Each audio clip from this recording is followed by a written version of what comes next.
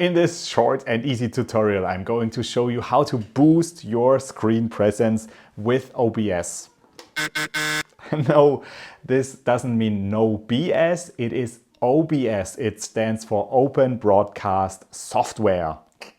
In this tutorial, I am going to show you an overview of OBS, how to work with OBS, an example how to put a logo or graphic on your screen, and an example how to split your screen and show an iPad while you are presenting, and how to use the virtual camera with Zoom, a very important feature, and alternatives to OBS as well.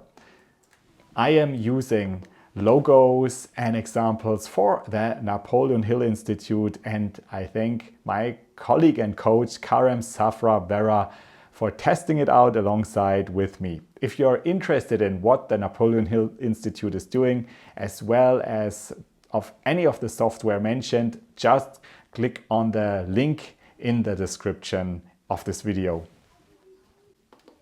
So let's go for an overview. OBS, Open Broadcast System, typically refers to a free and open source software for live streaming and recording. It's commonly used by gamers, content creators, professionals for broadcasting live streams and for recording as well. And it's highly customizable and offers a range of features to enhance the streaming and recording. So the main functions is first to record from webcam in high quality, and of course more. You can also add overlays and enhance the viewing experience. Then it is certainly to go live on social networks through a custom RTMP, that is real-time messaging protocol for streaming audio and video data over the internet. And then number 3, that is the virtual camera, and we are going to mainly concentrate on this function in this tutorial. That is the camera that you can use then on Zoom or any communication webinar device. So what are the advantages of OBS? First, it is free of charge. It is also working with all major platforms such as PC, Linux, and Mac platforms. And then it also offers multi-language support. You can download the OBS at obsproject.com. Let's do a quick walkthrough how the OBS works. We are starting with the scenes here. So the scene is on the left side here. I can customize it as I want, but I put it on the down left side. Here the next thing is the sources, which is the camera source. For example, here I'm setting up my webcam, and here I am, and I am just selecting the webcam out of a list of devices that are connected on the computer. So if I click on the plus here, I have a selection of different inputs that I can use as overlays. For example, here an image overlay. An image overlay that could be a logo file, but it can certainly also be a background. Here we are at the controls panel, and that is here where I am going over the stream and record and virtual camera possibilities. I'm showing you now the studio mode, which is giving you a first look before the scene is actually executed or shown into the virtual cam or recorded. So that means that you can in advance work on a scene. You can still change it. For example, you can update a text field and then you put it live. So let's go over the principles of the OBS software, and this is the idea of adding a source, and here I am dragging my source, my picture, and here I have a logo file, and I could drag and drop it, and I could also pinch it, make it smaller. So in here I am playing with the logo functionality that, of course, what is as a layer on top that is shown. What is below is hidden. And now I'm going to show you some examples how to work with OBS and how you can build your scene and make it in your look and feel virtually. So now the first is to add a graphic or a logo on the screen. We're using the logo of the Napoleon Hill Institute, and Karen Safra Vera, who I was working with, was so kind to check it out. So have a look yourself and how we are doing it. Now I'm gonna do the ad, right? Yeah. Yeah, Yeah, okay, I just exactly. click on Add. it and it Mhm. did it. Yeah. Yes, Logo. Okay. Um, browse. Let's go to browse. Downloads. great. Now I see everything. Yeah, There it is. here you go.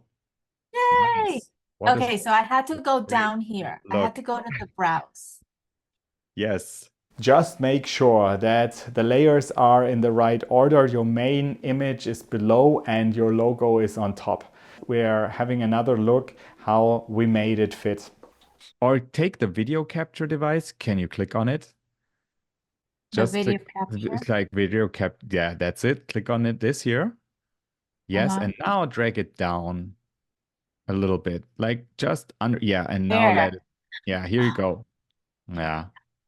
The next example is to split your screen and share it with an iPad. This is very useful if you are drawing on your iPad or you want to demonstrate something with your live scribbling and drawing, or you would like to read out of an ebook, or you would like to read from a PDF file while viewers can follow you along and see you. The basic principle is also to add a video capture device, and let's have a look how this is done. First, you are here, you're adding as a source the video capture device. Then you have this field here where you enter a new description, a new name for this device. So no, most of the time, for example, here it makes sense to be very specific. And for this example, you would just type in iPad. And then you select the iPad to from the list of potential devices. And here it is to note that your iPad, of course, needs to be connected with a cable, with a USB cable to your computer. And that's basically it. Now let's have a look how it is done and how the workflow really is. So I am here adding the video capture device, as I just said. We are entering the name iPad. We are looking for the device in the list.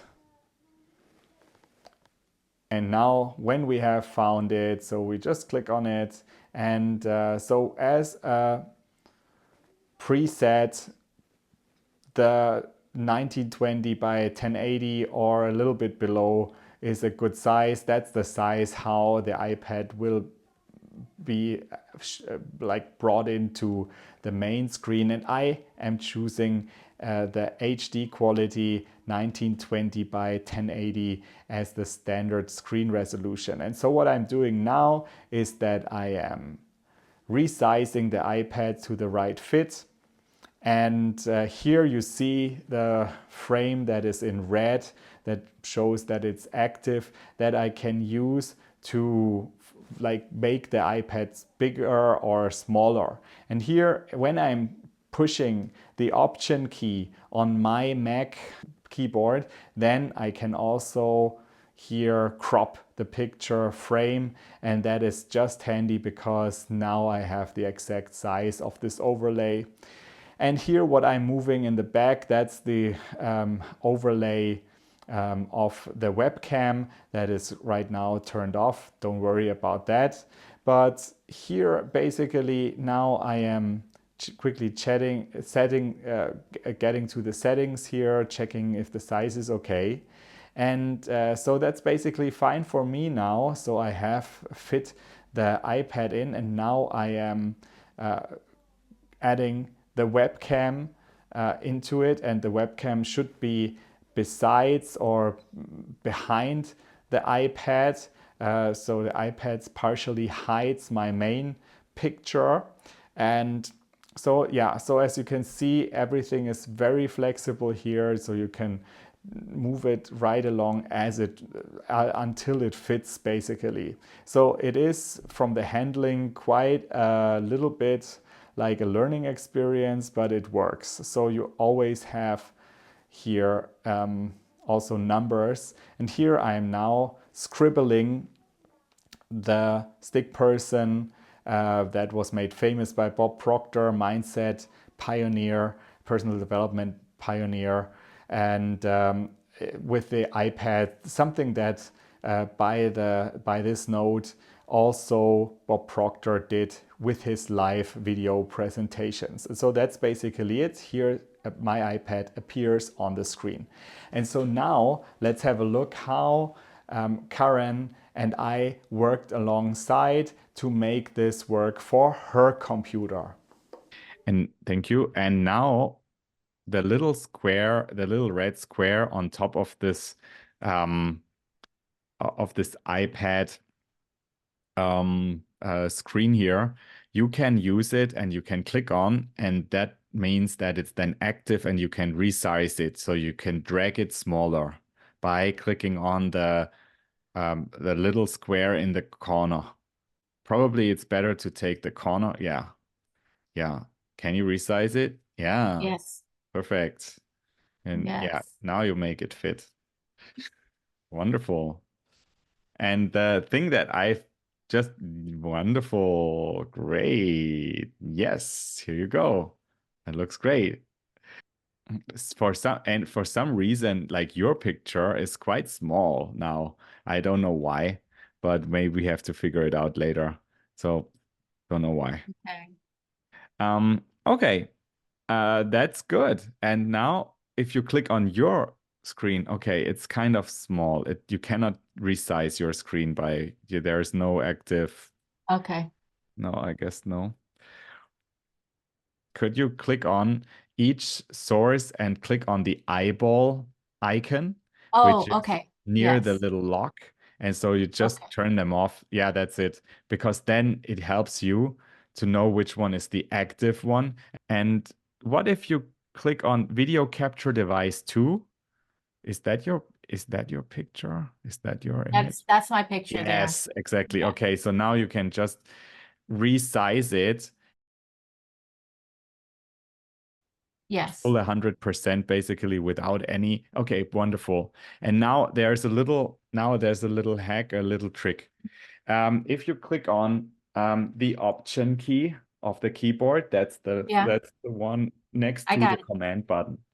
While you are clicking on the red square on the right side on the There. vertical line. Yeah, because I want you basically to make your picture smaller to give more room that the iPad can then fit in. Exactly. And also now you can do the same thing on the left Do I horizontal. continue? No, I Do I think that's continue fine. This is right fine. there? I think that's fine for the start. You can later on fine tune it. But now if you go on the left, on your left vertical line and this little square hitting the Option key, you can also take away a little bit of your blue background. Yeah. Yeah, that's There. great. Yeah, that's fine for the start. Now you can also when you yeah, perfect. Now you can also click in the middle of your picture and you can drag your picture a little bit more on the left side. And now you can turn on again the video iPad source, so the layer, so that you know how much space you have left. That's it. And so Daniel, now, you're a genius. oh, great. So you're doing the whole work. I'm not, I'm I'm just your You're my the guide. Look at that. great. Wonderful. So this is how easy it is. And now we are moving to the next feature, which is the virtual camera. And this is the standard feature basically that you need if you want to show your screen that you have prepared with the iPad, for example, on Zoom. And how does this work? You need to first activate the virtual camera feature on OBS, and then you need also to select the virtual camera from OBS on your Zoom device and your Zoom software. Let's have a look.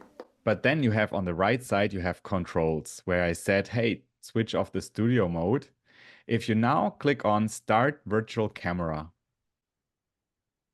On start streaming, start Start recording, virtual start camera, virtual. exactly here in the middle. It's clicked. Now, yes, and now you go on Zoom on and you go to the little arrow at Zoom with video or for the video, and now you manually select OBS Virtual Camera. Oh, okay. OBS Virtual Camera. Here you go. Look at that. Wonderful. You're amazing. Great. So now Okay. you can use the OBS as your little remote control where you switch from one scene to another.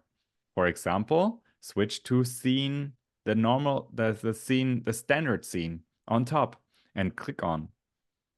And that means that right now you have this picture. Okay. And then you can switch from scene 2 to scene iPad. Yeah. Oh, wow.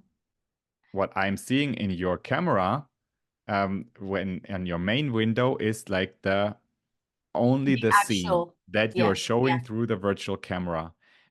So that's wonderful, wonderful to see how Karam has really mastered it, and you can do it too. So just have a look at this tutorial or ask me a question if it's really hard. So I am here to help you. And so this is basically it. So now you can show your specialized screen with your logo, with your iPad in your main camera window. What does this have for an effect? So you don't have to share your screen again on the Zoom meeting because it's just easier now to all do this through your active speaker view. People will see you anyways, and so they are able to see you and follow you while you are presenting from your, for example, ebook that you are reading. Wonderful. So now we are coming though to the question, is OBS the only thing? And does it run better or not so good on Mac or PC devices?